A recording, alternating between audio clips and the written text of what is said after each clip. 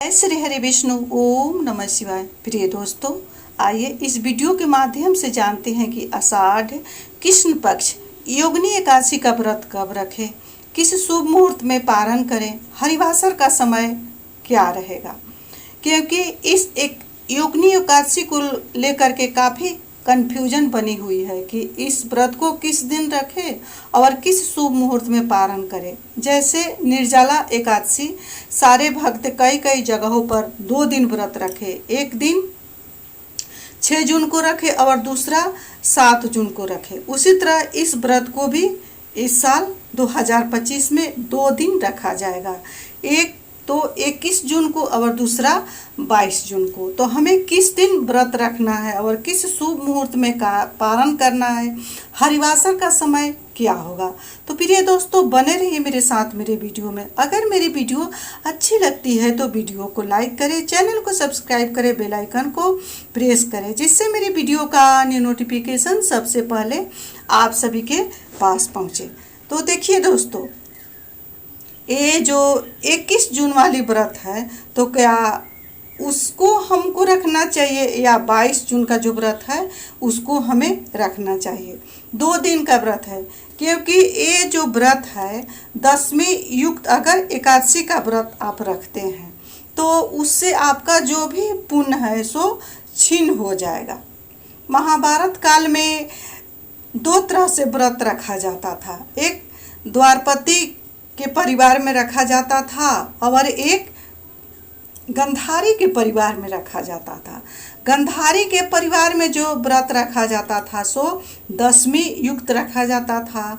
वही जो अर्जुन के परिवार में, युधिष्ठिर के परिवार में जो भी व्रत रखा जाता था एकादशी का, वो द्वादशी युक्त एकादशी का व्रत रखा जाता था। तो इस साल एकादशी तिथि की शुरुआत 21 जून को सुबह 7 बजकर जो एकादशी तिथि की शुरुआत है सो 21 जून को सुबह 7:18 पर तिथि की शुरुआत हो रही है और अगले दिन तिथि का समापन 22 जून को सुबह 4:27 पर होगी। तो उदया तिथि के अनुसार एकादशी का व्रत 22 जून को रखा जाएगा। ऐसे में जो एकादशी का व्रत 21 जून को रखते हैं उनको पारण का समय क्या रहेगा, क्योंकि इस व्रत को फिर भी 2 दिन ही रखा जाएगा। जो 21 जून को व्रत रखते हैं उनको पारण कब करना होगा, तो उनको पारण 22 जून को दोपहर 1:35 से लेकर के शाम 4:25 तक करना होगा, 22 जून को यानी रविवार को। और जो भक्त रविवार को व्रत रखते हैं, 22 जून को व्रत रखते हैं, उनको पारण 23 जून को करना होगा। सुबह में 6:30 से लेकर के 8 बजे तक पारण का शुभ मुहूर्त होगा। जो 21 तारीख को जो व्रत रखते हैं उनको हरिवासर का समय 22 जून को सुबह 9:41 पर हरिवासर का समय समाप्त होगा। हरिवासर का वो समय होता है जिसमें एकादशी का पारण नहीं किया जाता है। ऐसे में एकादशी तिथि का समापन तो हो जा रही है 22 जून को ही सुबह में 4:00 पर ही एकादशी तिथि की समापन हो जा रही है। तो ऐसे में हम एकादशी का व्रत 22 जून को कैसे रखें। प्रिय दोस्तों, देखिए बातों को समझिएगा, क्योंकि ये एकादशी बहुत ही खास है। अगर आप एकादशी का व्रत रखते हैं विधि विधान से तो आपको तिथि का चयन भी करना होगा कि किस दिन हमें व्रत रखना चाहिए और किस दिन व्रत नहीं रखना चाहिए। अगर 10वीं युक्त एकादशी है तो उस दिन प्रणाम कर लीजिए, उस दिन व्रत को नहीं रखिए। आप दूसरे दिन द्वादशी तिथि में ही व्रत को रखें, क्योंकि युधिष्ठिर के यहाँ द्वादशी तिथि में ही व्रत रखा जाता है और शुभ होता है द्वादशी तिथि में। तो जो भक्त द्वादशी तिथि में व्रत रख रहे हैं यानी 22 जून को व्रत रख रहे हैं, उनको पारण के समय में द्वादशी तिथि का भेंट नहीं हो रहा है, वो द्वादशी तिथि सुबह में ही समाप्त हो जा रही है, तो उनको त्रयोदशी तिथि में पारण करना होगा। तो ऐसे में बहुत सारे भक्त कहते हैं कि त्रयोदशी तिथि में पारण नहीं करना चाहिए। तो प्रिय दोस्तों, बातों को समझेंगे। त्रयोदशी तिथि में जो व्रत का पारण किया जाता है वो त्रिशा एकादशी कहा जाता है। जो त्रिशिरा एकादशी होती है वो करोड़ों एकादशी के बराबर पुण्य फल की प्राप्ति होती है उस एकादशी को करने से। तो ऐसे में बेझिझक ही अपने व्रत को रखे और सोमवार को अपने व्रत को खोले। शुभ मुहूर्त में सुबह 6:30 से लेकर के 8 बजे के बीच तक अपने व्रत को खोलें। तो सबसे पहले क्या करें, तो एक दिन पहले यानी जो भक्त 22 जून को व्रत रखते हैं उनको 21 जून को नहा खाए करें।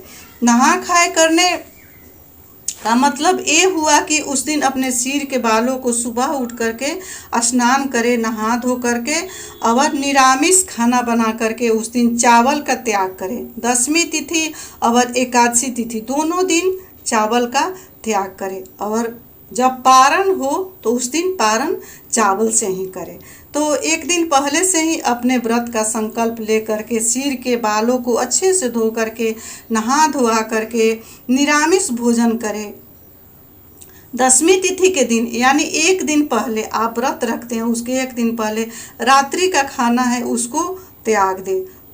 खाना का जगह पर आप जूस लें, फल लें, इस तरह से मूंगफली लें, इस तरह से आप रात को दूध लें, इस तरह से अपने उस दिन नियम का पालन करें। अब जब एकादशी तिथि आती है तो उस दिन सुबह जल्दी से उठ करके ब्रह्म मुहूर्त में स्नान करके आम के दातुन से अपने मुंह को साफ करके नहा धोआ करके विष्णु भगवान के सामने आकर के अपने व्रत का संकल्प करें। अपना नाम और गोत्र बोलते हुए जगह का भी नाम ले कि आप किस जगह पर बैठ करके विष्णु भगवान का व्रत रखती है और पूजा कर रही है, इस तरह से अपने व्रत का संकल्प लें।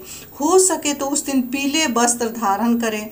विष्णु भगवान के को पीले फूल, पीले चंदन, पीले वस्त्र पहनाए और पीला कुछ नैवेद्य जैसे कदली, केला विष्णु भगवान को बहुत प्रिय फल है, उस दिन ये अर्पण करें। चावल विष्णु भगवान को एकादशी तिथि पर नहीं चढ़ाया जाता है। अक्षत के रूप में कहीं भी प्रयोग किसी भी देवी देवता को एकादशी तिथि पर नहीं किया जाता है। अक्षत के जगह पर काले तिल या धनिया का प्रयोग किया जाता है। तो उस दिन धनिया, काले तिल, काली मिर्च विष्णु भगवान को अवश्य ही अर्पित करना चाहिए। विष्णु भगवान के सामने हो सके तो एक अखंड ज्योत प्रज्वलित करें जो कि 24 घंटे का हो। आप जिस समय पूजा का अपना शुरुआत करें एकादशी तिथि पर, उस समय से अगले जब तक आपका व्रत न खुले, आपका पारण न हो, उस समय तक ये ज्योत जलते रहे। तो इस तरह से ज्योत प्रज्वलित करें। ज्योत घी या तिल का तेल का ही प्रज्वलित करना चाहिए। सरसों का तेल का दीपक एकादशी तिथि पर प्रज्वलित भी नहीं किया जाता है। जो व्रत रखते हैं उनको एकादशी के एक दिन पहले दशमी के दिन भी सरसों का तेल निषेध माना गया है। और द्वादशी तिथि पर जिस दिन आप पारण करते हैं उस दिन भी ये सरसों का तेल में कुछ भी ना बनाएं। आप तिल का तेल या घी में ही अपने भोजन को बनाएं। पारण के समय सुबह जल्दी से फिर उठ करके विष्णु भगवान को विधि विधान से पूजा करके जो भी व्रत का आप पारण के लिए बनाते हैं तो उसको सबसे पहले विष्णु भगवान को अर्पित करें, उनको भोग लगाएं। गौ के लिए गौग्रास निकालें। ब्राह्मण को कुछ कच्चा अन्न दान करें जैसे चावल, दाल में मसूर का दाल और मूंग का दाल आप कर सकते हैं, लेकिन मसूर का दाल अशुद्ध माना गया है। मसूर का दाल का दान नहीं किया जाता है। मूंग का दाल, चने के दाल, अरहर का दाल का आप दान करें। और सेंधा नमक, जो नमक आप उपयोग में लाते हैं उसी नमक को दान करें। कुछ कमी बेसी रह जाती है व्रत में, उसके लिए कुछ दक्षिणा दिया जाता है। दक्षिणा का रूप में अवश्य देना चाहिए। जैसे बड़े बड़े धन आप नहीं दे सकते हैं तो 10 रुपया, 20 रुपया, 21 रुपया, 31 रुपया ही देना चाहिए पारण के समय में। उसके बाद ही अपने व्रत को खोलना चाहिए। इस तरह से अपने व्रत को रखें। प्रिय दोस्तों, अगर इस बात को समझने में कहीं भी कोई दिक्कत हो, समझ में ना आए तो कमेंट के जरिए अवश्य पूछ लें।